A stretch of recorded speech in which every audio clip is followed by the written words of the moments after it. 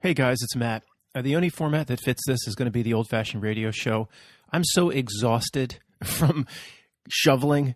I'm in Pennsylvania, outside Philadelphia, clearing gutters, roof raking, making sure the ice doesn't collect in my gutters. Every time we get a snow, it's like 2 hours. I'm so tired. I'm like high. It's very early here still on a Thursday. I haven't been drinking. I'm on no substances. I'm literally so giddy. I'm just exhausted, and it's affecting my brain. So there's no other format. This is appropriate for this than an old-fashioned radio show. This isn't for 1.25ers. See what truth can be sucked out of Matt's presentation today. Then we'll jump over to UAP, suck something out of there. Just the whole life is just trying to collect information and never actually arrive anywhere on your own for yourself. This is more of, let's just examine human nature for a bit. Although let's get the most important news story out of the way. A radio show does have a little segment of news typically, and there's nothing more important than the fact that the UAE, I told you I'm like so tired, I'm high. The UAE, the United Arab Emirates, has their probe successfully flying around Mars. Now, I don't know if this thing intends to land, to make contact with Matt Damon. I don't know if Matt Damon has tried to make contact with it. Does he? I don't know. What do they speak in UAE? Do they speak? I guess it's Arabic. A little bit of Farsi. I don't know. I guess that's Iran. Sorry about that if I offended anybody. Have you seen the UAE mission control or their equivalency of Houston? Have you seen it? Any videos or images of it? I don't know really what to say, but this is the best way to put it. If I went down to the local middle school here and I said, take me to a random 7th grade classroom, and I gave those 7th graders a budget, say a budget of $3,000, they would be able to, just by going out to Best Buy, buying some laptops, putting any old mumbo jumbo, maybe the Matrix code on some of the screens, they could make it look more legitimate. And I could set it up where you would be more apt to believe that the 7th grade classroom in Mrs. Libby's 7th graders are taking a probe called Hope around Mars than the UAE is doing it. I mean, take a look at the video, guys. I don't have it in the link. It's the biggest story in the world right now. It's the biggest story in the world. I'm sure all the Arab nations are rejoicing as to their fake triumph. I want to talk a bit, though, about human nature and what modern society, or especially a socialist-type environment like a France or a Canada, devolves or just kills the human spirit, devolves a human being down into something that's even farther away from a real human than we recognize or don't recognize in most Americans. I mean, it's just far worse if you go into Sweden or the hardcore socialist states of the EU. Let me get to the point by starting with a story. And this happens all the time. And this story about human nature and the devolution of it will relate to stories of me going into Montreal, Canada, and a similar type of behavior I experienced there. And I'm not classifying all Canadians or what. You can see that there is a culture in certain places, and the society and the socialist nature of the society, as more and more government is introduced, and it's happening right. It's already happened in the United States. We keep saying happening. It's already here. It's just they've had it a lot longer than, quote, we've had it. But here's the point. The point is I'm out there shoveling out my mailbox, so the guy can deliver the mail. And here comes, well, let me just back up a second. My road is 2 parts. The one part of the road, about a mile or 2 long, is they call it a state road. And I think because there's access to the Pennsylvania Turnpike, and plows and police or rescue workers would need to use that road to get on the Pennsylvania Turnpike in an emergency. I'll talk about the corruption of the Pennsylvania Turnpike Commission in a little bit if I remember. But my side of the road is the responsibility of the township. Now, this township has no services compared to all the other townships around this area. You have Upper Merion Township in Montgomery County with the King of Prussia Mall, one of the they like to go up against the Mall of Americas in Minnesota. They say King of Prussia has more shopping, even though Mall of Americas is bigger. It's the biggest mall. That's their claim to fame. How pathetic is that? A claim to fame is the biggest mall. But they have all this police, firefighters. Most townships have, these big fire companies. Here where I am, there's nothing. There's no services in this township. We have to contract out with some local fire company about a mile away. But the point is, the plows, the monster plows that plow at the Pennsylvania Turnpike, they plow the other side of my road because it's classified as a state road, I guess on their way to get to the Pennsylvania Turnpike. But they come right down my road to get to the other side. That's the state road. Since this side isn't a state road, does anybody understand where I'm going with this? They don't have the plow down. They're just driving across 4 or 5 inches of snow. And it's like all they have to do is put the plow down.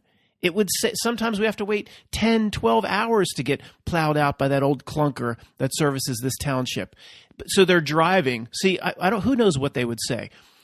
Again, putting the plow down. These are monsters. These things, monsters, and they plow the other side of the same road because that's classified as a state road. So why not just drop the plow and help us out? Can't do it. Then you get into things like not my job, liability reasons. I mean, just all the red tape. The whole society is set up so there's no human beings that can make real human decisions. If there was anybody, the human decision was removed. You can't, if it's not your, and I'm going to tell you about what happened to me, or several things happened to me in Montreal, Canada, especially one particular thing at the airport. Everybody's inside this little box of not my job. This is your side. They would stop literally, and I'd have them roll the window down. If I ever did talk to them, they just roll right by, and they would say, "No, we are under strict orders not to plow this side because it's not the state road." And I would say back to them, "Well, I know it's not the state road. Just drop the plow. How hard is that? As you drive through the 6 or 7 inches, just drop the plow. These things are monsters. It wouldn't cause them any extra work. It wouldn't even add 1 minute onto their journey. Maybe they'd have to slow down a tiny bit, but they're monsters. Just drop the plow. See, then I'd have to wait 10 hours or 12 hours to be plowed out. And they would explain to me about the legality of, where I'm going. There's no human decision, that humanity, that whatever exists in people, where people just make the common sense decision, is being destroyed across the board. Of course, this is one of millions of examples. You just wonder, was there ever a time, maybe back in the 80s or early 90s, when 2 guys were riding in these monster 10-ton plows, and they were driving through my road, just driving through the 8 inches of snow, and the one guy in the passenger said, "Hey, Don, why don't you just drop the plow? Why don't we just plow it as we drive through? Why don't you just drop the plow?" And the senior supervisor said, "No, Jack, we can't do that. That's not our job. There's liability. You want to protect your pension, don't you, son?" And see, it was never brought up again. It was never brought up again.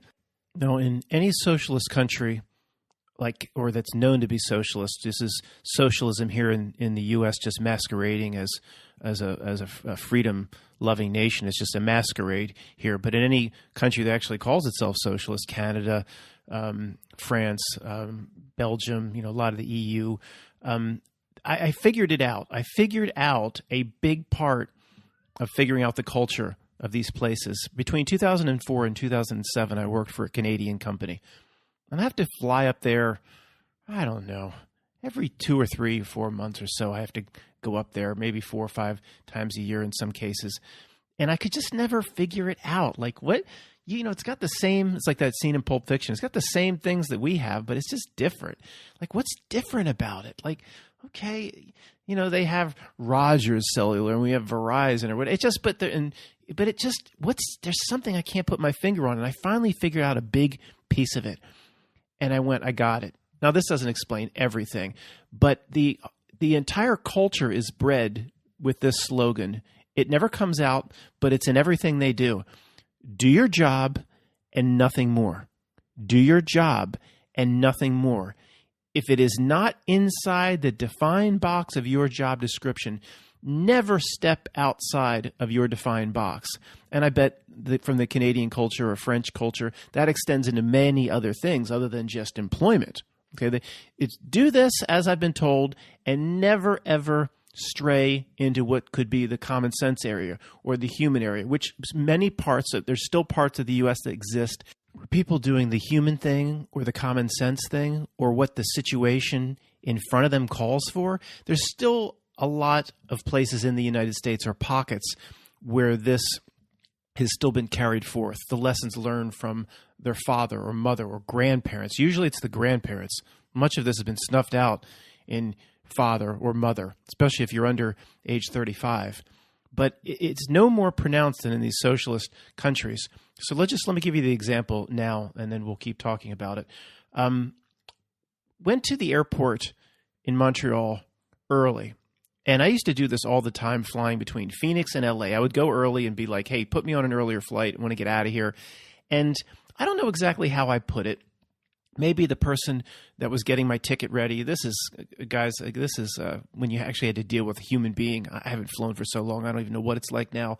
But maybe she was talking to someone else. And I'm sure I made it clear, like if there's any earlier flights, I'm ready to move quickly and to get on the earlier flights. But I don't know. There was something about where she would have to, maybe she had already started printing the ticket, or she'd have to do something special or extra. Like what else there was no line behind me. Okay, no line at all. She would have just had to have done something outside these parameters, this little box. And she basically was like, I don't know exactly how. She might not have said there were no other flights or lied to me, but I got the impression, the point is, I would have absolutely asked, and I know I asked for an earlier flight. I used to do it all the time. And she basically didn't want to check other screens she just didn't want to do 1 inch other than what her job called for. Basically said, no, sir, you're confirmed on the 5 o'clock, and whatever. Now, I know I must have asked because I was fuming later. It's been, how long was this 15 years ago? I don't remember every detail. But so I get the ticket, and for some reason in Montreal, some of the gates to go back to the U.S., you're talking like, it's literally like a half mile. I've never seen anything like it. You just walk and walk and walk. I don't know what it's like now. This is, say, 2004, 2005 or so. And I look at the board, and I don't know, say it's 5 o'clock. It says 5:20 flight to Philadelphia. And I'm on, I don't know, maybe I'm on like a 6:45 or 7:30. I'm like, what? There's the earlier flight right there. And they're never, when I used to do this, they were never completely booked. So I start running. And I know how long the gates are in Montreal. I start running with 2 big bags and a suit on. And I know it's going to be, but I just want to get out of there. I want to get back. I don't know if it had to do with I don't know the timing of this. Maybe there's a reason I wanted to get out of there as soon as possible. Sometimes I want to get out of there, like beat the rush hour in the Schuylkill Expressway, Route 76 out of Philadelphia. Whatever it is, I'm running. And I'm thinking, and I remember thinking, that woman, all she had to do was do a few extra things to try to find me the earlier flight. And I get down there, and they're like literally, I mean, it was there was no time to spare. And they're like closing the doors as I come up to the gate agents. And I'm like, hey, is that flight full? And for some reason I knew it wasn't full, or somebody said it wasn't full. I don't remember the details. This is 15 years ago. But they like closed the door instead of see, do your job and nothing more. They could have made a quick phone call. All right. Hold on. We're going to just redo this guy's ticket. Just give me 1 more minute on the closing the doors or anything. Just, they literally closing the doors in my face. And I'm like, put me on this flight, do your job and nothing. They never would, nobody would even think to say, we got 1 more here. Just give me a minute. They're not operating to the second or anything like that. There was no weather issue. There was no backup. It's like nobody did any little bit of extra. If one person would have said one thing or would have gone 1 extra step, I would have been on that flight.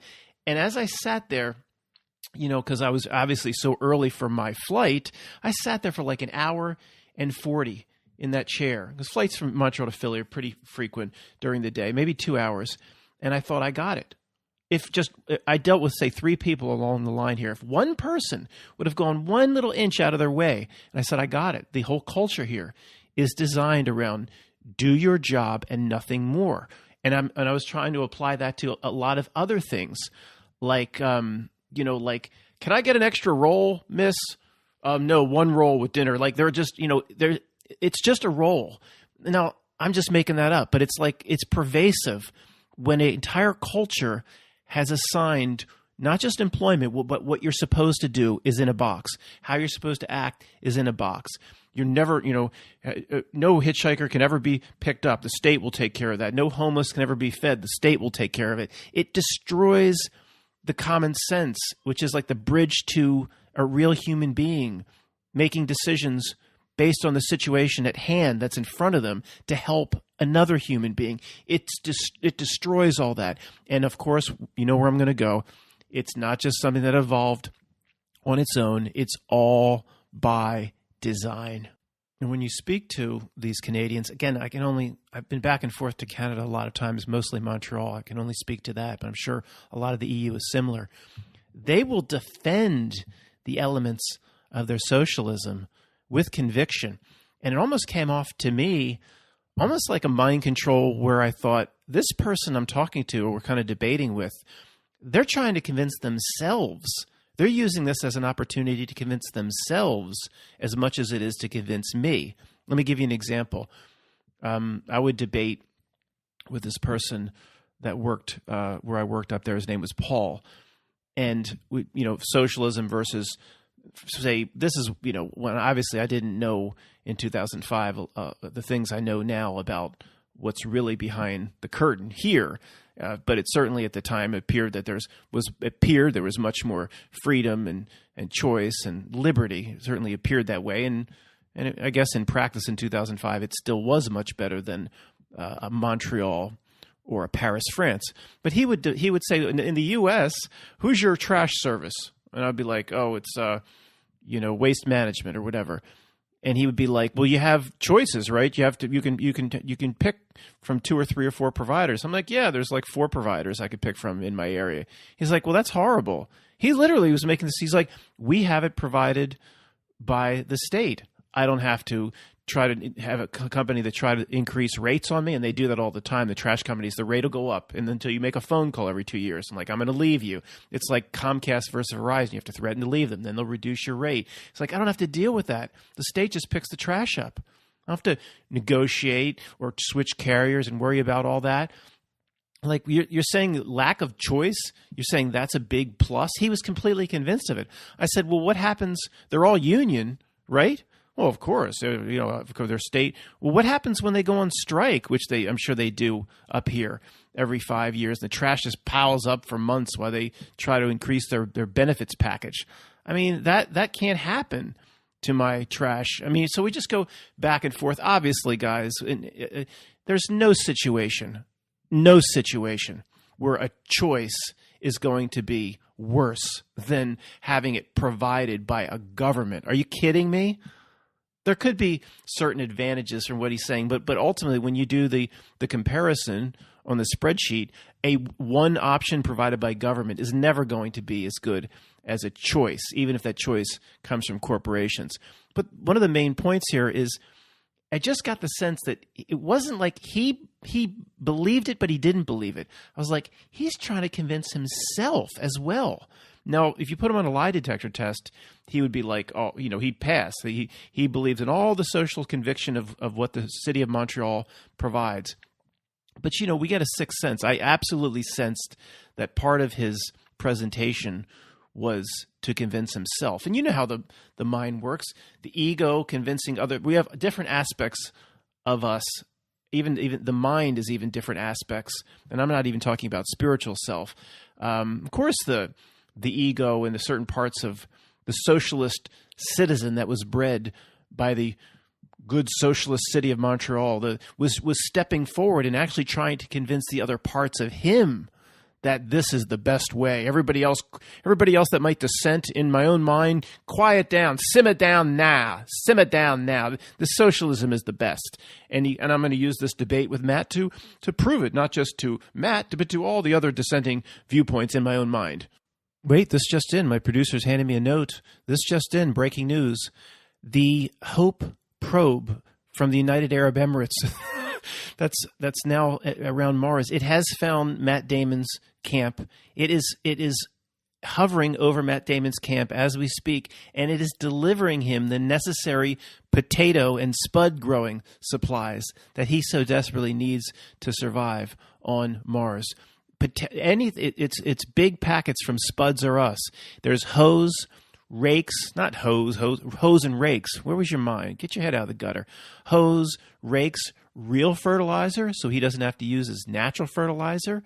By the way, guys, when you're watching that movie and he's using his own stuff as fertilizer, I don't want to get too graphic. Did you ever think there's like he's trying to ration his food so he barely can eat anything?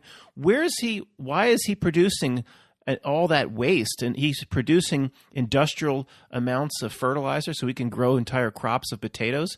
Did anybody notice that after the accident that blew out all his spuds, that the whole thing, part of his little apartment there, blew up? He duct taped his helmet. Did anybody notice they duct taped his helmet? Well, they duct taped the back of the rover. They duct taped the fender back on Apollo. Was it Apollo 14 or 15? Fender was coming off. He duct taped it right back on. I think it's the same mission that made the hammering noises. But Matt Damon was so adept at survival that not only could he survive anyway, half of his apartment got blown up and his entire food supply got blown out, and he still survived somehow. It's incredible. It really is an incredible movie. I know it's a movie, but it's very moving, it's very emotional, and it's what movie making should be. And it's what acting's all about. When you see not the role he's playing, Mark Watney, I think was his name, when you see Matt Damon and nothing but Matt Damon, and you don't see any of the character, now it's giving me chills thinking about it. That's what I call acting. This is the old radio show, so let's just do this for a few minutes. The people that just come here for nothing but their hardcore dark reality fix, they're going to get start to shake like somebody hasn't had heroin for a few days. Like, give it to me, man.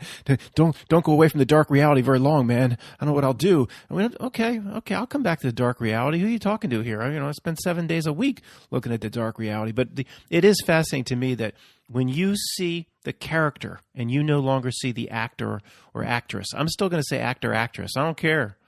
They're going to ban me for that? Maybe. But Tom Cruise, all right, I know a lot of you will be like, Matt, I see Tom Cruise, but I'm telling you, he's a good actor. He really is. A lot of times you see most times you see the character. You don't see just Tom Cruise. Matt Damon, of course, is the worst. You see nothing but Matt Damon. Jason Bourne, no, I see Matt Damon running around putting a pencil in a guy's eye. Tom Hanks, of course, he's a creep. I don't like him. Of course, yeah. I ain't going to break bread with him, invite him to my Thanksgiving dinner to break bread. But that creep, I wouldn't let him in. If his car broke down outside my house, it was snowing outside, Tom Hanks. But you don't see Tom Hanks. You really see the character. You see the character. And we should do that with other actors and see what comes up. Like Clint Eastwood. You kind of always know it's Clint, of course, but he does do a good job with the character. I've said before, Cuba Gooding Jr. in radio. I know if you're not used to, it's weird. Like, it's really kind of like the first 15 minutes of him as radio, and but once you settle into that first 15 minutes, he becomes radio. You don't see Cuba Gooding Jr. It is amazing, amazing job. So if you mention Matt Damon, another terrible one has to pop into your mind because they're joined at the hip together. Of course, Ben Affleck. It's another guy you don't really ever see the character. You just see Ben Affleck. He was Batman in Justice League. It's just Ben Affleck in a Batman costume. You don't see Batman where, of course, oh my gosh, the Dark Knight, I guess, Heath Ledger as the Joker and Joaquin Phoenix as the Joker. Those two Joker roles are you don't see the actor, you see the character. I mean, that's hard. It's an embarrassment to even have Ben Affleck associated with that movie via the same name. So if anybody wants to comment as to who's the worst, other than Matt Damon, of course, who's the worst actor that you just see the actor, you don't ever see the character, and who's the best? Who's the big name actors, not some obscure person that was on the French screen just some major actor, like who melds into their character where all you see is the character. Anybody wants to comment, I'd be interested in seeing that.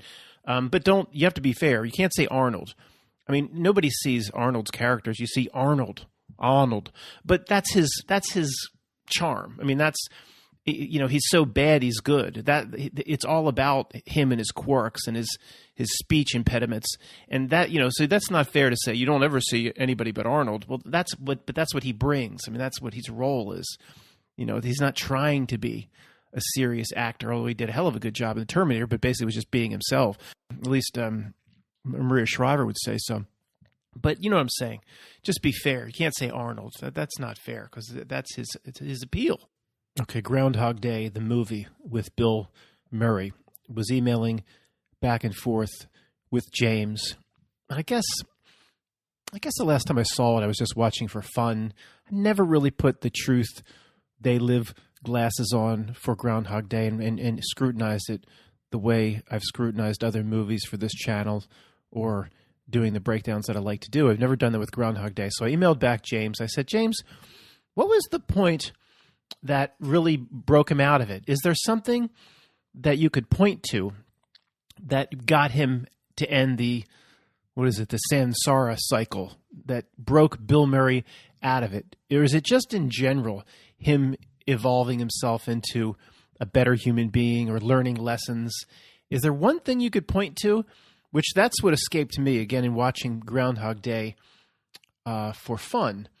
And he said, yeah, there is one thing you could point to. Now, let me do 1 minute for anybody that is not overly familiar with the movie. Bill Murray is a reporter or weatherman for a big station in Pittsburgh. He goes out with Andy McDowell, his producer, to cover Groundhog Day, the Punxsutawney Phil in Punxsutawney, Pennsylvania, where they fake whether Phil saw his shadow or not for 6 more weeks of winter. So he finds he's waking up every day, and it's Groundhog Day. Every day he looks outside, and they're going to Gobbler's Knob, and he's repeating the same day over and over again. And he's at first, but you see, the whole point of this is you see it's a personal evolution of Bill Murray, personal evolution during their repeating reincarnations or samsara of Groundhog Day. So I'll get to what James said in a moment, but just to continue on the theme of what's being presented. At first, he knows he's going to wake up tomorrow in the same situation, the same town, and then he's using it to his advantage. To me, this is the way Tony would describe, a sequential potential, a sequential incarnation. He has described how the most real people that are here are you and me, a different type of incarnation, different from those that put their fat faces on the screen, different from Melvin P. Gates. Different. And, when you look at Zuck the Borg, does that look like the same incarnation that you are? Even the mind, we say, no, it ain't the same as me. One of these things is not like the other. Every ounce inside of every cell in your body says that thing ain't me. I don't know what that thing is. It ain't the same as me. So these are he would say, he calls them sequential incarnations, and that's what Bill Murray was acting like, because he knew he had the knowledge, he carried forth the knowledge. He used it to his advantage. Oh, doesn't that sound similar to what these jerks do to us? Those of us who truly are mind wiped coming into this existence.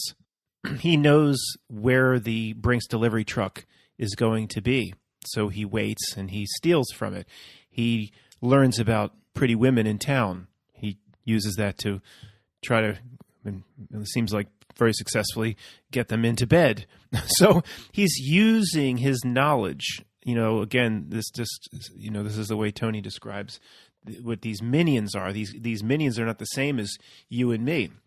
He knows he can't pick up Nancy Taylor right there on the spot, so he's just going to collect information when he sees her in the diner, and he's going to use it the next day. He's like, do I know you? What's your name?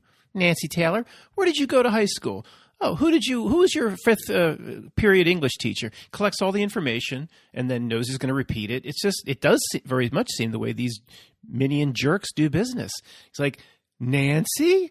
Is that you, Nancy Taylor? It's me, Phil. I sat next to you. And he knows so much about her. She's like, well, he must have sat next to me. I just forget. How could he possibly know so much about me. It does scream as to how these minion jerks do business. But then there's a personal evolution that starts to take place. It's not just about pleasure or how he can use his knowledge to game the system, and it relates back to you see him becoming a better person as it goes on. But what James said, he says, yeah, there is that one moment, even though you see signs of him no longer being a prick and trying to use everything to his advantage. And then after that, he goes through the depression cycle, just trying to kill himself, not doing his job. Then he gets out of that and starts to actually better himself. And he said, yeah, it's that one point after he tells Andie MacDowell they're in the diner, he says, I must be some sort of a god. Of course, she's never been through this before. He's been through it. Because he learns to play the piano so well, you would think that one can assume he went through Groundhog Day about 1,000 times, somewhere around there. I mean, he did this way more than you would think. And he's telling Andie MacDowell, I'm a god. I know the life story of everybody in this diner. In 10 seconds, plates are going to crash. The plates crash. So she's very confused by all this, of course. And he's, again, you see, he's no longer just trying to get her into bed. He's evolving as a person. He's trying to actually find out about her as a person, not just try to craft the day to get her into bed. And James said, yeah, remember there was that time when he started, taking care of the old homeless man or giving the old homeless man money. And every day, the old homeless man at the end of Groundhog Day would die. And no matter what Bill Murray did, he could not keep the old homeless man from dying. And that means he's not a god. He can't control the things that are important. And then kind of right about that moment, he literally just, in a very selfless way, simply tries to help others around him and still improve himself. But actually, it's beyond now improving himself. It's to actually assist. So he changes the flat tire. He saves somebody from choking. He catches a kid falling out of the tree, which is a pretty important point because the kid never thanks him. And he makes a joke, but he doesn't need to be thanked. He's evolved. He kind of makes a joke because, it's a very short scene in a movie. It is a movie. And he's like, you're not going to thank me today either, are you? Well, I'll be back tomorrow, maybe. I don't expect you to thank me then either for saving your life falling from this tree. And it seems like, the message is he's making a little bit of a jab that he would like to be thanked, but he doesn't need to be thanked. He's evolved. He'll be back tomorrow to catch the kid again, knowing once again the kid won't thank him. So it's thankless. He doesn't need it anymore. He's doing it for himself. He's no longer trying to get Andie MacDowell into bed. He's genuinely interested in her. So this is the evolution of him personally that breaks him out of the reincarnation cycle. And the most important point is all of these friendly and nice things he's doing for everybody around the community, he is not doing it, at least the way they present it in the movie. It's a very important point. He's not doing it like, well, if I start helping people, maybe that will get me out of here. He doesn't assume he's ever going to get out at that point. Spending 1,000 days every morning, you wake up, I got you, babe. I got you, babe, every morning. He's not saying, well, this is just another tactic to get me out, where I'm going to help everybody, and then selfishly that's going to get me out. He doesn't think it is going to get him out. He's not doing it for those reasons. What he does and his actions throughout the day are done for completely different reasons than when the movie started. And this is the main point. See, in the beginning of the movie, it was like, what's going to get me out of this cycle? What's going to get me out of this cycle? What shortcut can I take? He even thinks it's related to the groundhog. He kidnaps Punxsutawney Phil, runs him off the side of a cliff. They both die in a fiery death. You just think, well, it must be this groundhog in some way must be associated. This must be some ritual, or I'm going to take out the groundhog. It's all about me, me, me, me, me. What can I do? And only when it became nothing about me, me, me, he wasn't even thinking about getting out, then he got out. So this does fly in the face of how many truth videos and breakdowns have we seen about how to beat, the Saturn Moon Matrix, Or here comes the light. Oh, but don't go into the light. You got to know your tactics. You got to know what you're going to be up against going into your death. You need to know that you're going to be tricked. You need to do this. You need to see that. To me, that's if we think there's truth in movies, that flies in the face of what Groundhog Day is presenting. And we'll talk some other time. Why do we believe wholeheartedly or know that there is truth in these movies? Some is pure truth. Some is probably meant to act like truth and to deceive. But we'll talk about that some other time. I mean, we have these conversations like there's truth in movies, and it's a given there's truth that flows out of this media. And it is a given, but we should talk about why we believe that. So the Groundhog Day lesson is, tactically, I've got to figure out when I die, there's going to be a light, and I need to know what to do. Groundhog Day would say it doesn't work that way. Only when you're ready, then you get out or you move on. When you're ready, selflessly, then nothing can touch you. It's not about making the right moves, or it's that old video game from the late 80s. The video game popped up called Dragon's Lair. Every video game looked like little blips, but this looked like a cartoon. And you couldn't really control, it was a cartoon, so you couldn't control the guy. It was back in the late 80s. But if you did one little thing with a joystick, then you could get your little cartoon character. And it was like a full-fledged cartoon. It looked like a Disney movie. But all you could do is move the joystick in one little spot to get it, and then the cartoon would continue. It's not like you could control him. But it's not, it's not like that. If I just do this at the right time, I can get out of here. And the lesson in Groundhog Day is no. Only when you're not even thinking about helping yourself do you help yourself, or you break the recycle process of samsara. If there's any bit of selfishness, or if I steal the groundhog and kill the groundhog, it'll get me out of here, or if I don't go into the light, all that tactical stuff, at least the theme of the movie Groundhog Day, is you're wasting your time. You have to come to a personal place. You can't beat this system. You think whoever designed this reality, you think they know something? Whoever did it, whoever your God, or you were partially involved, or your religion, it doesn't matter. Whoever laid this down, certainly wasn't a big bang. Whoever laid this down, you think they know something? Probably. You think you can beat them with little tactics like don't go into the light? You can just say, oh yeah, that's all you got to do. I got it. Yeah, just don't go into the light. You know how dumbed down that must seem. Like they were like, yeah, we haven't thought of that one. You just know if you have to. Oh, look at this person over here. Oh boy, they're putting themselves into a state. They're building themselves into a state where we can't, if there is, I'm saying from a dark forces perspective, let's just take it like that. It might not be dark, but from a dark forces perspective, be like, we can't touch this person here. What Bill Murray became at the end, is he doing anything for himself at all? No. He's not doing anything for himself. Does he think helping people is going to get him out? No. This person has gotten to a state where frequency, or we can't touch him. We can't touch him. He's going to get out. You can't touch him. Whereas Bill Murray, like, oh, tactically, and don't go into the light. Do that. There's no way that's the answer, guys. You just got to know what to do. No, I think the message in Groundhog Day, and it gets back to woi, W-O-I, woi about yourself. Put yourself into such a state that you're not going to be visited by a angelic Dumbledore in all white telling you to go back to Hogsmeade. Just put yourself into a certain place and they can't touch you. That's the Groundhog Day message, and that resonates much more with me than we need to know exactly what to do to avoid the tricks of death. That doesn't resonate with me anymore.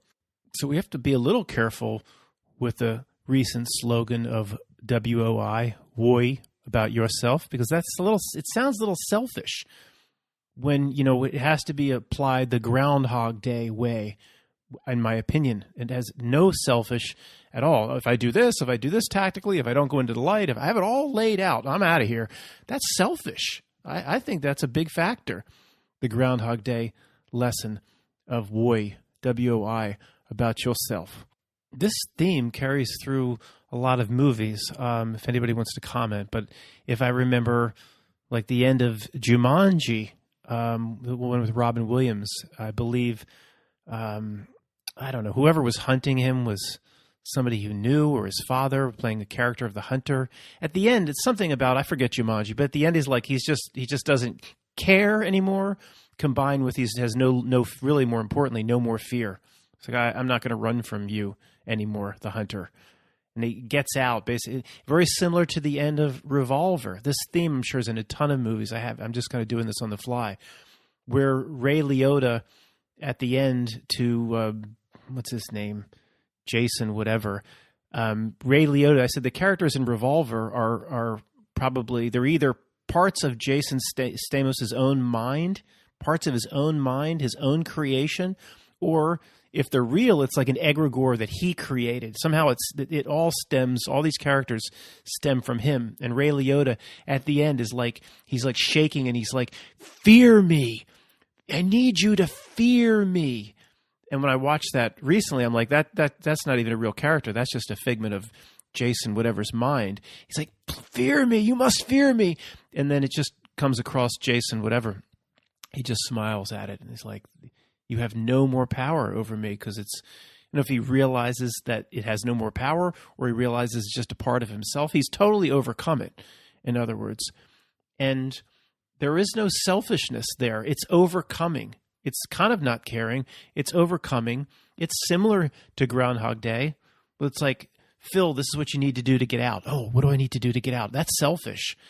It's like, I'm just going to, it's similar. It's hard to make the connection, but it is similar to Groundhog Day. Another similar one I just thought of is the third parole hearing in the Shawshank Redemption with Red, or Morgan Freeman. And we talked about this. This is so important. It's worth revisiting. Talked about this about a year ago. The first two parole hearings, Red was telling, he thinks he's telling him exactly what they want to hear, the parole board. Oh, no threat to society here. No threat to society at all. I've learned my lesson. Absolutely. Just reading from a script, kind of telling them what they want to hear.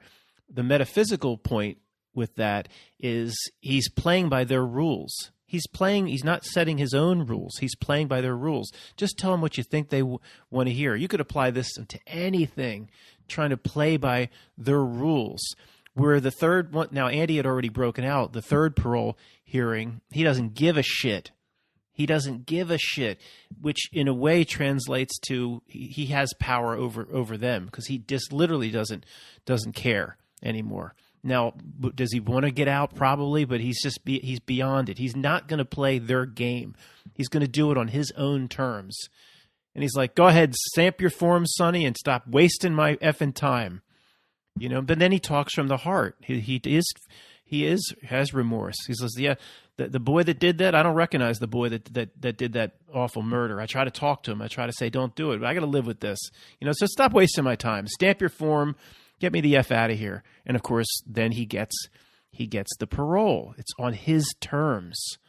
Right? This theme is very important as it runs through movies. And finally, this relates to what's going on right now. How many people do you know that are completely putting their life on hold, or huddling away, or scared, or I told my mother, we never did that much, but she's only 7 or 8 minutes away from here in Westchester. And we do Memorial Day, 4th of July, a little outdoor picnic thing. We'll be over there, 4 or 5 times a year, nothing major.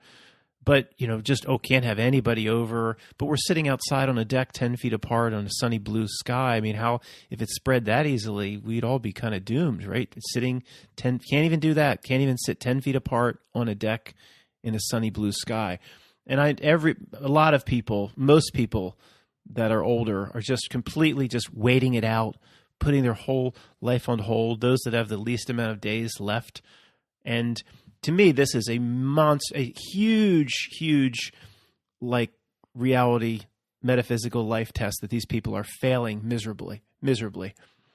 In terms of if this is everybody's Groundhog Day, or getting out, or Samsara, or reincarnation's real, or whatever your religion is, or whatever you think you need to do for yourself here, if you are just fearful of what the news is bringing, and fearful and hiding out and waiting for the action. Oh, you have failed so miserably. The best case would be a recycled, reincarnated samsara type existence. There's just no way. There's no possible way. Just think about your inner knowing, your inner tuning fork. Is there anybody, or if it's whatever judge or self as judge or higher self as judge, that says, oh, you hid away and you put your life on hold for years because of what's going on now. There's no way they get a passing grade for this existence. I don't care what they did in the past. It's Ray Liotta at the end just saying, fear me. And then the person saying, oh, I do fear you. Just Jason, instead of smiling at him, like, get the F out of my way. Or Morgan Freeman at the end, stamp your forms, Sonny. Stop wasting my effing time. Oh, I'll do whatever you want. Oh, I got to hide away. They've lost. They've absolutely lost. Does that mean they should become reckless and they should go to bubble parties and just mosh up and down with people in their 70s, that they could be get this and whatever might be making people ill? No, you don't have to run. You just don't have to be afraid of it. You don't have to run around and seek out the bubble party locations of Central and South Florida. You don't have to be reckless or do something stupid. It's like, well, if people looked at my habits, it looks like I'm hiding out. But what am I going to do? Where am I supposed to go? What the hell am I supposed to do? No, family won't do anything. If friends think I'm nuts, so I put my time in this. It's not like I'm hiding out. I mean, I don't know where to go anyway. But it's not in the actions. It's in the personal belief. It wasn't in the exact actions of what Phil did in Groundhog Day. Phil Connor, is that you? Phil? Ned Ryerson. It's not in the actions. It's in the personal development of the person. So, does Matt have work to do in terms of fear, whether it be fear of C or fear of anything or fear of a big government, or just it's not in my actions. It's not like, oh, he rolled up here and did this and he rolled down here and did that and he went to it's like the reality knows whether you're that third Morgan Freeman in the parole or the first Morgan Freeman. It wasn't Bill Murray did all these things to help people. Let's get him out of the. No, it was he put himself there. He put himself there. He needed to put himself there through those actions. So, by the way, this whole discussion does support the consequence side of living life. It really does. Almost every troop drop in movies, it does support that there's a consequence for, and it's not just a consequence. See, we get too bogged down with the actions, consequence of actions, but sometimes actions are needed to create who we are to become ourselves using the tools here. So just another one on the side of consequence, if you ask me. Not in the actual action. Oh, he helped the little old lady across the street? Give him a point. No, those actions, it's a feedback loop that then creates a better you, a you that's then able to walk out of here. Phil got himself to a point where the samsara couldn't recycle him again. Does this relate to the two Utes? The two what? The two Utes, the you that's going to fear what this society tells you to fear, the you that's going to be afraid, that's going to look to its standard and metrics to see if you've been a success or a failure, or the you that's going to be more like Morgan Freeman in the last parole meeting, just like, none of this affects me. I'm not going to run around and do the bubble parties, but I'm afraid of nothing. So this is the two. Is that why there's two completely different sides of the brain? One side wants to merge and root here. One side is a chance of being Bill Murray at the end of Groundhog Day and just walking out of here. The two Utes. Which Ute are you going to choose? I like that the last parole hearing for Morgan Freeman. Boy, that there's a lesson there, big time. Now, this general concept, I think, absolutely relates to all of those people in our community who are looking at ways to evolve out of their legal fiction or evolve out of their straw man. And I don't know if you're listening to this, Thor, but it's time to finally have this conversation. There's two ways of doing it. And I'm not going to talk about tactics from Gemstone University. That to me is not important. It's not important. So first of all, anybody doesn't know what I'm talking about. It's a huge learning curve. You spend, Thor will tell you, months and months and months learning how to legally navigate out of your legal fiction, not be seen as the straw man, have the government do business with the real human being, not the fake creation and all that. It's all this legal mumbo jumbo. But there's two reasons for doing it. One, if it's selfish, it's not going to work, in my opinion, related back to the Groundhog Day theme. Oh, I did all this. I sent an affidavit here. The government didn't reply, so that means it's an acceptance. I've done all this to get away from my straw man and legal fiction. So these are a whole slew of taxes I no longer have to pay, and all. If it's all about navigating to get something more out of this life, or see, it's all that's just a losing effort, in my opinion. If you're doing it and you need to do it like the actions Bill Murray took in Groundhog Day. He needed to catch the kid and like, wow, that felt good, catching that kid, saving that kid. I'm going to go try to help someone else, or changing that tire. He in a way was like, that felt good, not what he could get out of it, or I hope this gets me out of this recycle trap. It just felt good, so he kept doing it. If you are navigating and you're spending 100 hours trying for the government deal with you as a real human being, not a dead human being lost at sea. We've heard, all that maritime stuff. I don't understand it. I don't care to understand it. Because, see, I guess, let me just, to the final page of the book is, if you are there mentally where you're simply I am not my legal fiction, and you declare it and you believe it like read in the final parole hearing, then it has no power over you. You can, if you have the right frame of mind and intention as a real sovereign spirited being, you can do away with those ties that bind in an instant, in my opinion. In an instant.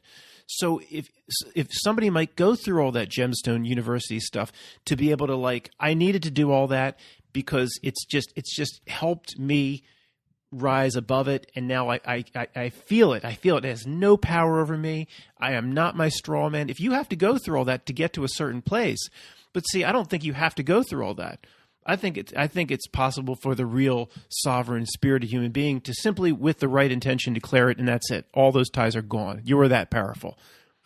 And then other people I want to do all this because I don't want to pay my parking tickets, and I don't deal through my straw man. So where are they going to send? See, this is all selfish stuff. I'm going to do it because then I can avoid this tax or that tax. If you're doing it just to tactically get a one-up on navigating this existence, you're doing it to play. You're still playing in their rules. Using their rule book. Oh, they have these set of rules that really apply to sovereign that you can take advantage of and no longer be your legal fiction and straw man. You're still playing their game inside their legal system. You're still sending the affidavit to their courthouse, and that's fine. But and that might, again, give you advantages in business or things that are important living this life. But it's not going to help you anyway spiritually, or the only thing that most of us listening to this care about is being the Bill Murray, just getting to a certain state where you just walk out of this existence where they can't possibly recycle you or do anything to you or touch you or whatever. That's what most people here care about. So I'm just saying, don't think if you're gonna spend all that time navigating to get away from the straw man or whatever, that might help you live the rest of your life in a much better way. But don't think you need to do that spiritually to break ties to Bill Murray, get out of here, or to anything that if you have the power to do that now. You don't have to, and you're still in doing that. You're sending your affidavits and letters inside their systems. You're appealing to their systems. It's like asking permission from the teacher to go to the bathroom, if you see what I'm saying. I'm saying if you do that, make sure you're doing it for the right reason. Somebody that completely comes to the realization of who they really are, to send a letter to any courthouse. Declare it with the right intention, the ties are gone. I'm not my straw man. I'm not a legal fiction. They created this system. Well, Matt, you're going to continue to use in state liquor store, they could, or if you go to buy alcohol at a grocery store, you're going to get carded. You need to use your ID, and then so what? They created this system. So what if I have to hand my ID over? Is that, that ties me, that binds me to this world? That's what they're going to use against me that I had. I was born in this system. They created the situation. Okay? I need a driver's license to drive. I have to go get it renewed. I mean, I think we're powerful enough to say, well, how does that bind me to this place? I continue to use legal fiction because I have to. I was born into this, and I'm not ready to go. If they would, maybe if I knew they would leave me alone if I lived on my own somewhere. But see, they screw themselves because they won't leave you alone. If you completely go off grid somewhere, they're not like and send a letter to the state house. They'll be, we're fine with that. Enjoy yourself. No, they'll come try to get you out of that situation. They won't leave you alone. That they've screwed themselves. So they have no power over me if I continue to use my birth certificate or my passport and my driver's license that have the name in all caps of the legal fiction. If I continue to use that, I have to use that, and it holds no power or sway over me because they don't give me another option. If they gave me another option, said, well, here's the whole state of South Dakota. Anybody can go there and build themselves a little log cabin, and if you do that, we'll give you 40 acres and a mule, and leave you alone. You'll have no services, no electricity, no public water, but we'll leave you alone. They don't leave you alone. That's why they've screwed themselves. Maybe that could have been a tactic used by Bill Murray. You could say, well, something must be holding me into this endless cycle of samsara and repeating Groundhog Day over and over again. It's my legal fiction that must be holding me here. And maybe, let's start with the Punxsutawney courthouse. And I'll go before the magistrate, and we'll start here. And then even though I can't leave, I'm kind of stuck here because of the snowstorm. I've tried to leave Punxsutawney. I can't. Even though I'm stuck here, I can use – they didn't have the internet, I guess, then. But I can use the mail system to communicate directly with Harrisburg. And just like the truth drop in Andy Dufresne and the Shawshank, he created a fiction using nothing but mail. Remember? Second cousin to Harvey the Rabbit, whoever the Harvey the Rabbit is. He's like, Andy, you can't just make a person up. He's like, sure you can, if you know how the system works. Maybe Bill Murray can then just do letters. Well, how would that work? Because you have to repeat the next day. He'd never get a letter back from Harrisburg. He'd never be able to get out of his legal fiction. But you could see Bill Murray seeking remedy through the magistrates and courthouses of Punxsutawney as official extensions of the Capitol at Harrisburg. That's not going to help Bill Murray get out of his life situation metaphysically. It wasn't the damn straw man of the name on his credit card or his birth certificate or his driver's license that held him in that reincarnation cycle. It wasn't that. It was evolving, walking into a new state of being, which we all have the capability to do. You don't have to seek permission to do it from those that position themselves as your masters.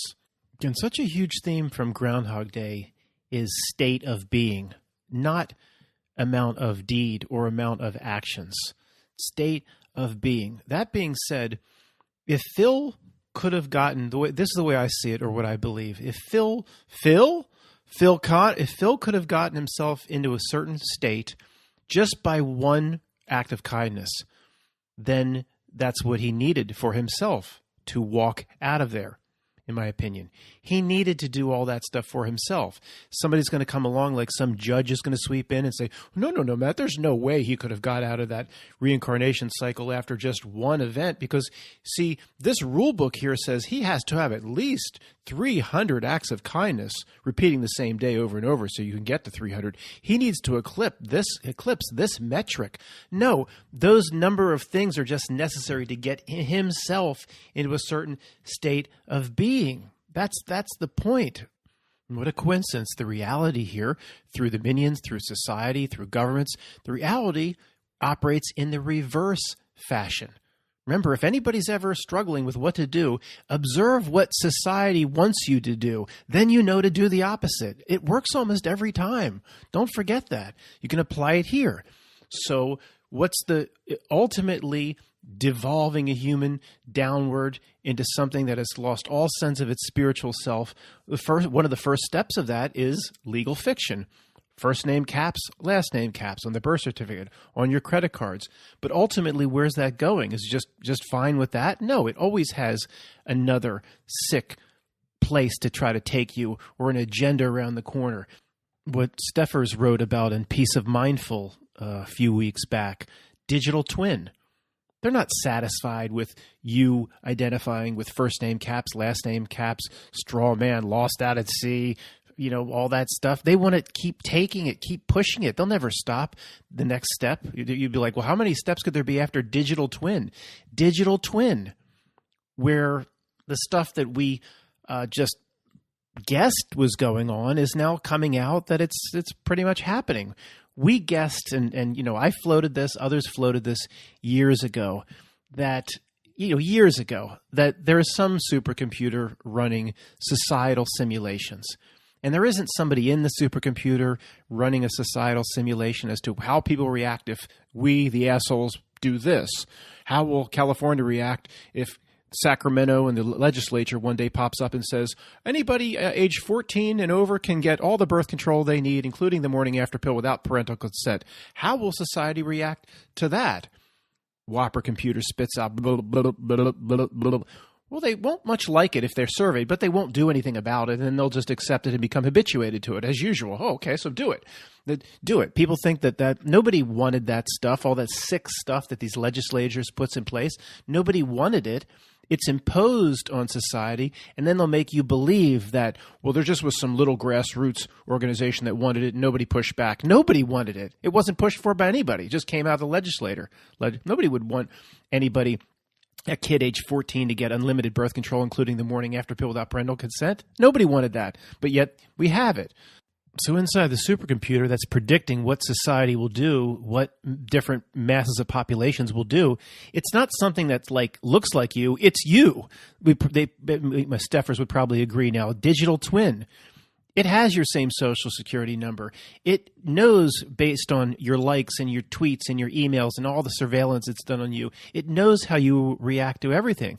So the point is, sure, you start with having an individual identify with the straw man and the legal fiction, but then ultimately the individual will be bred or meant to identify with the more digital or more virtual aspect of itself, the legal twin. And it's just, again, all as that pushes forward, it's a loss of spiritual connection. Of course, that's all it's about.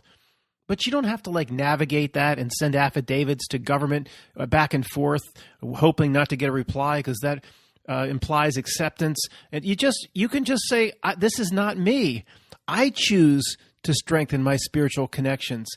And if it's revealed to me and somebody points out the actual supercomputer where Matt, the actual me that used to have brown hair, is now slightly thinning, and who used to be 5'11", but then you get older, you shrink.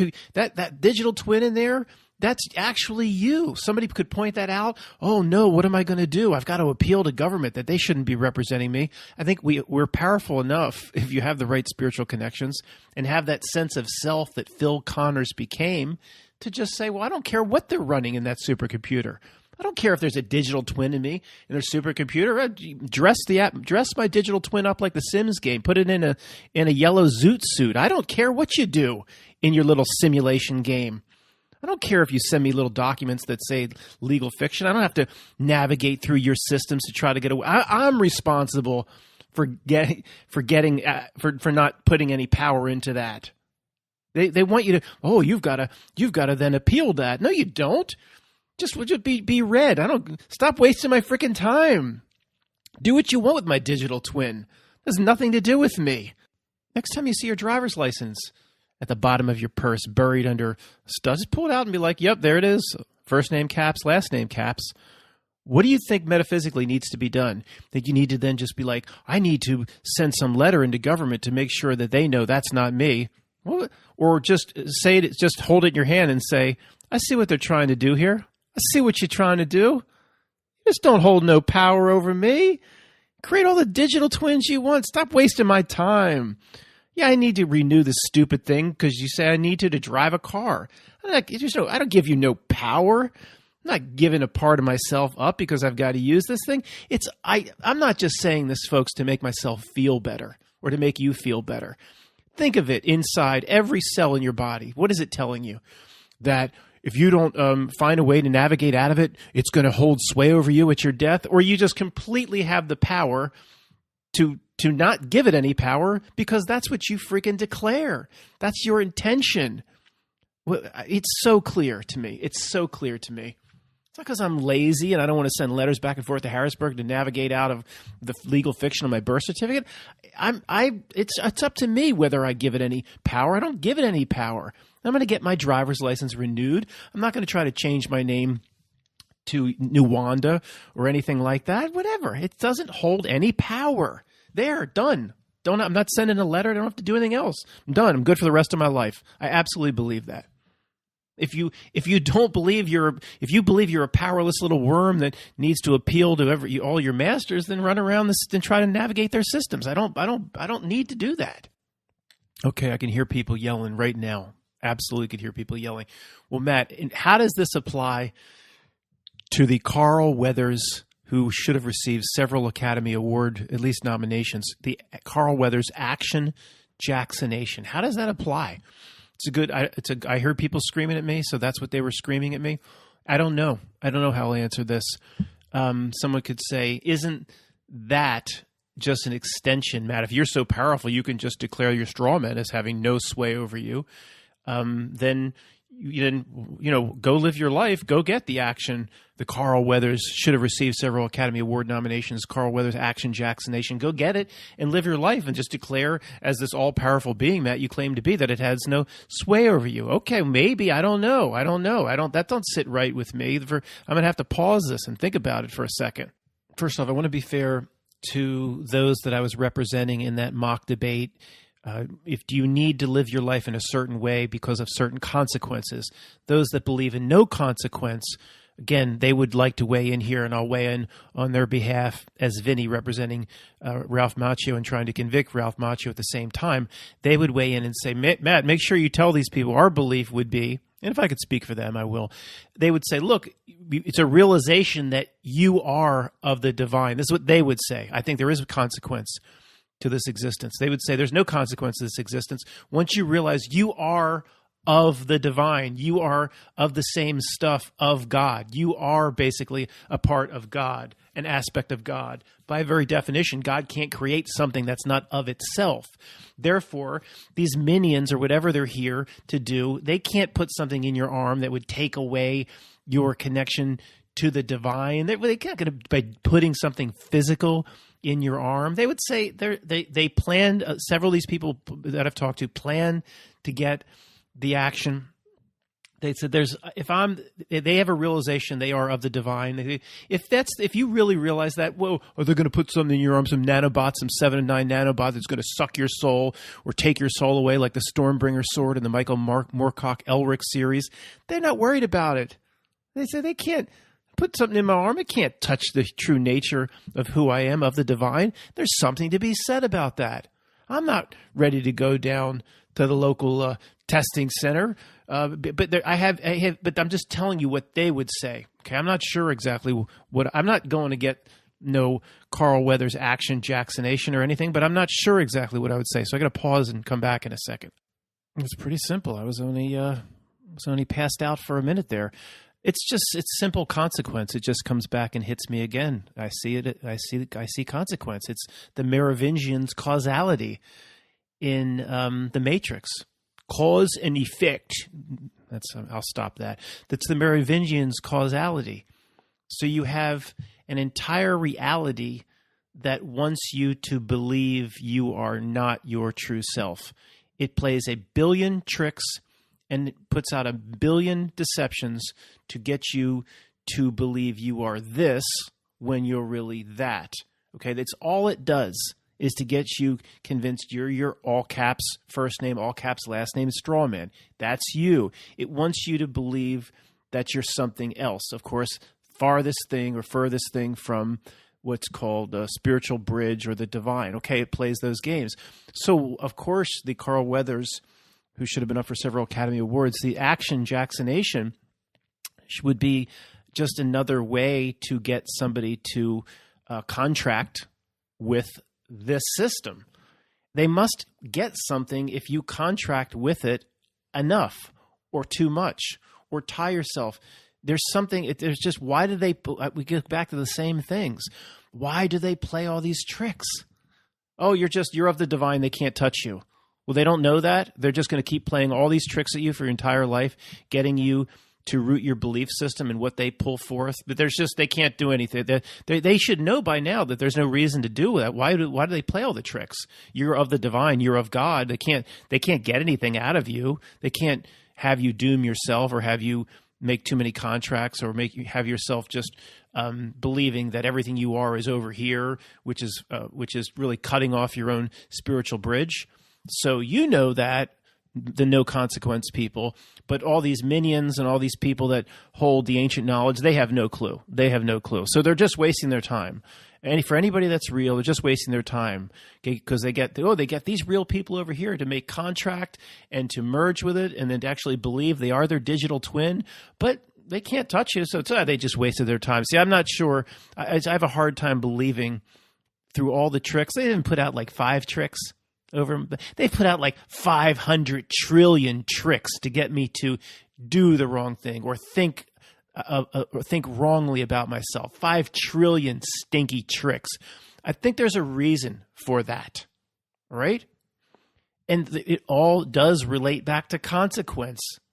What are all these tricks for?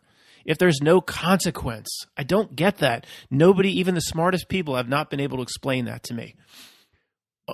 They play a trick on me. This whole system. Would anybody disagree with that? Yes, Matt, I agree. The entire society, which you call the not milk the screen, through its minions, through its different genres and classifications of minions, whether it be stars of stage and screen, news anchors, academia, what scientists believe, the entire minion class, most of which believe in it themselves and aren't in on it, they don't know it in the back room, it's all BS.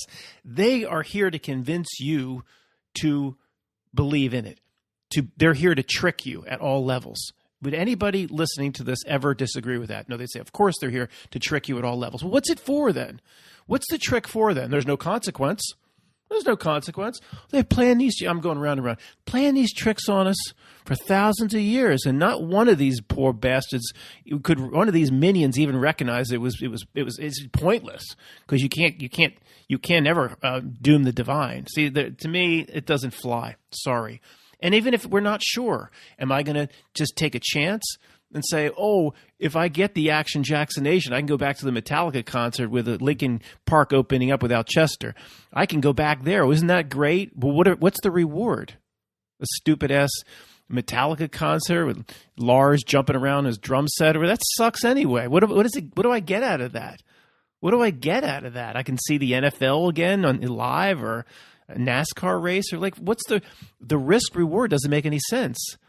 So if I don't know, I'm going to err on the side that there is consequence. Why not err on that side?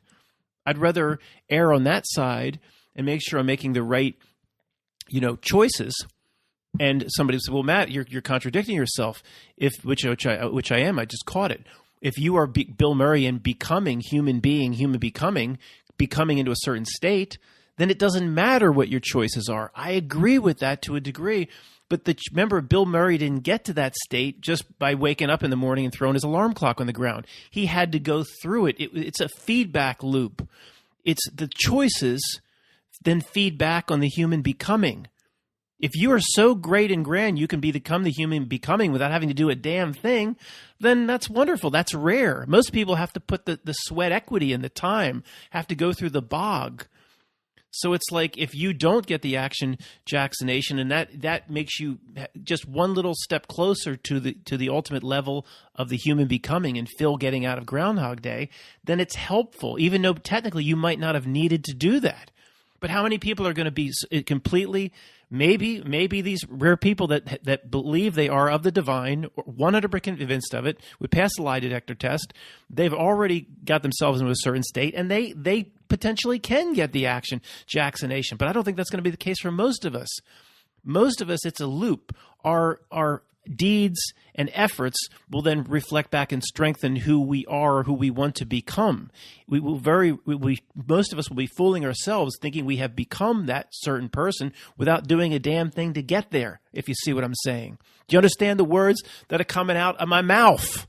I think the consequence, no consequence thing is being solved to a degree because it's not one or the other.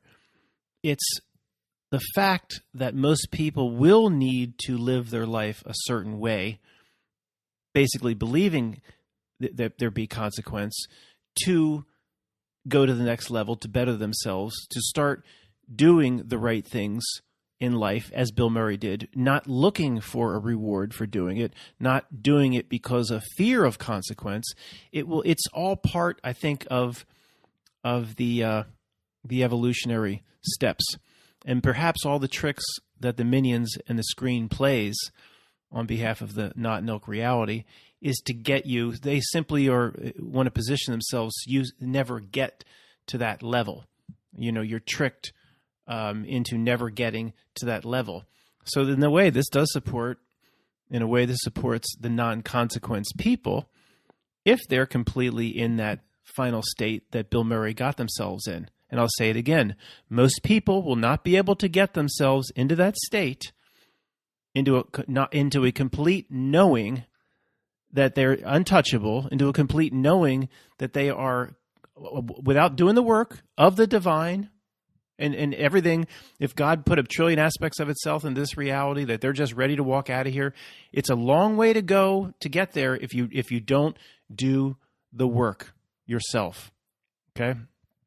I think most people will have to do the work themselves. So it's kind of the consequence, no consequence thing is actually kind of melding in the middle. And it seemed like it was a less filling, tastes great debate, completely one or the other. And now they're much more connected than they seemed, which makes sense with the beer example. Less filling, tastes great. In the end, it was all the same beer, wasn't it? Thanks for listening.